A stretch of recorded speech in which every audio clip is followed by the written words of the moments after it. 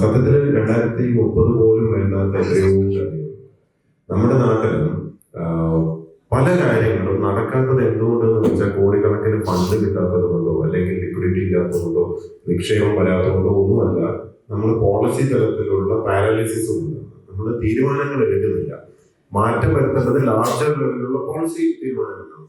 അതിൽ ചിലതൊക്കെ വളരെ സിമ്പിളാണ്. അതൊന്നും ചെറിയ മാറ്റങ്ങൾ വരുത്തി കഴിഞ്ഞാൽ ഇവർ ലിറ്ററലി അൺഷാക്കിളിംഗ് മലയാളിയുടെ പൊട്ടൻഷ്യൽ വളരെ ഹ്യൂജ് ആണ്.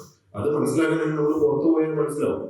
പുറത്ത് മലയാളി ബിസിനസ് ചെയ്യുന്നുണ്ട്, ജോലി ചെയ്യുന്നുണ്ട്, സമ്പാദിക്കുന്നുണ്ട്, കോടീശ്വരനാവുന്നുണ്ട്, ഈ റിസർച്ച് ചെയ്യുന്നുണ്ട്, മികച്ച യൂണിവേഴ്സിറ്റികളിലുള്ള ടോപ്പ് പൊസിഷൻസിലുണ്ട്, എല്ലാം ഉണ്ട്. പക്ഷെ കേരളത്തിനകത്ത് അഭ്യസ്തവിദ്യനാണെങ്കിൽ നിങ്ങൾക്ക് ജോലി തേടി പുറത്തോട്ട് ഇറങ്ങണം എന്നാണ് പറയുന്നത്. നമ്മുടെ ഇവിടുത്തെ തൊഴിലില്ലായ്മയുടെ കണക്കറിയാലോ, 33% അഭ്യസ്തവിദ്യയുള്ള പെണ്ണുങ്ങളെ അതിലും കഷ്ടമാണ്. 47% തൊഴിലില്ലായ്മ. എവിടെയാണ് ഇവർക്ക് തൊഴിൽ കിട്ടുക?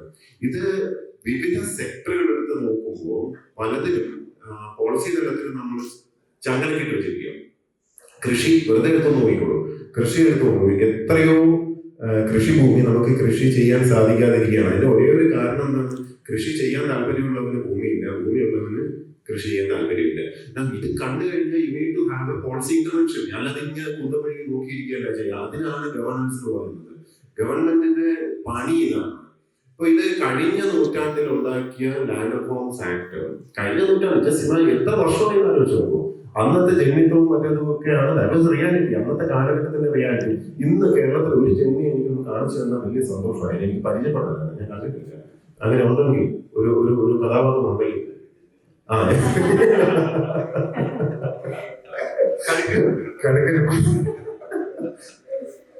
അപ്പൊ ഈ സോ കോൾഡ് ജന്മിമാരെ സങ്കല്പിച്ച് ഇമാജിനറി കുറെ എന്താ പറയാ പുസ്തക ഭൂഷകളെ ആക്രമിക്കാൻ പേടിച്ചിരിക്കുന്നതാണ്. യു ക്രിയേറ്റ് ഒരു ശത്രുക്കൾ, ഇല്ലാത്ത ശത്രുക്കളെ ഹേമൻ ഇത് പറയുന്ന മാതിരി ശരിക്കും കാലത്തിനനുസരിച്ച് ഈ നിയമങ്ങൾ പരിഷ്കരിച്ചിട്ടുണ്ടെങ്കിൽ ഇവിടെ അക്ഷരാർത്ഥത്തിൽ തേനും പാലും കൊടുക്കും.